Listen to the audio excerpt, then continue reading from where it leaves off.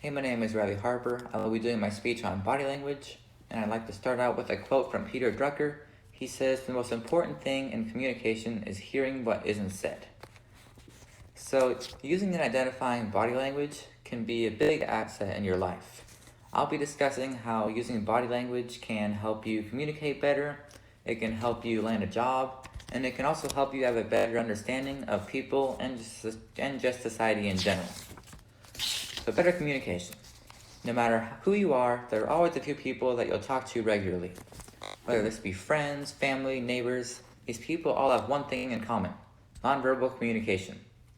No matter how smart they are, these people will always give nonverbal clues as to what they're feeling or how they're reacting to their environments. I'll give an example. There's a conversation with person A and person B. Now person A sets his elbow on the table, and person B a minute or two later sets her elbow on the table. This is what body language experts call mirroring. And mirroring, we can usually see mirroring is a sign of a bond, or like an agreement. So if you see someone in a discussion and they start to mirror the other person, that means they're in agreement. And if you know how to use mirroring, then it can be a really good tool. Say you're in a debate and you start to mirror the person debating you. It's kind of like messing with their head almost, because if you see someone mirroring you, you want to agree with them. So using mirroring, you can use mirroring to help you be more in sync with people, and it'll make them agree with you more. It can also be a good tool in landing a job, which is my next point. And knowing how to give the right impression on a subconscious level can help you land a job in lots of industries.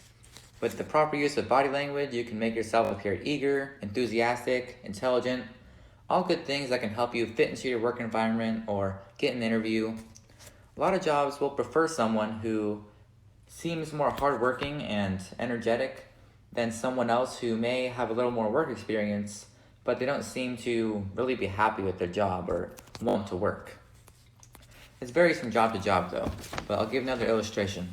There are two guys here, the guy being interviewed and the guy interviewing. Now you see the guy being interviewed, he's got good body language for an interview. He's making eye contact, he's smiling, has his arms on the table. Basically, it's kind of like showing your cards, showing that you're being honest. And the guy over here is honest, doing the same thing, making eye contact. He's been doing this for a while because he interviews people. One big industry for body language is customer service. And another industry is real estate. Real estate, lots of customer service. According to the Kaplan Real Estate Education, 2 of the top 10 qualities in a good real estate agent are an engaging personality and a network of connections. And the connections are kind of built by having a good personality. People who have a energetic real estate agent or someone who seems to be friendly, they'll keep in contact with them whenever they need a new house or they need to sell a house. All these qualities can easily be achieved by using good body language. Body language can also help you have a better understanding of people and society as a whole. Using body language doesn't just help your professional life, it can also help with your personal life. If you've ever wondered how that one person is always energetic, enthusiastic, has lots of friends, there's not a big secret to it. It's just that person is way better at using body language than everyone else is. It's kind of like learning how to play an instrument or playing a sport. It's like a knack that some people just have, and some people have to work harder to get better at it. But you can also, people usually do this, they categorize people into different sections.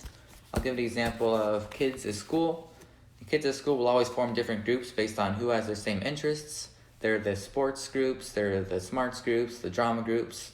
Yes, there are clubs for these, but these kids usually form friendships at an earlier age. And it's not because they always know that those kids, like they know, hey, that kid, he does the same thing as me. They kind of see that those kids act the same as them. So like the sports kids will usually act a certain way. The smart kids will usually act a certain way, maybe thinking a little more, putting in the extra step. And kids will notice that and they'll start to form groups. That's kind of how the brain is wired. It's wired to kind of form similar groups. So after looking at body language and looking at different benefits, I think it's a logical conclusion to say that body language can be a definite asset in your life. It can help you with your communication, it can help you with your job, and it can also help you have a better understanding of society in general.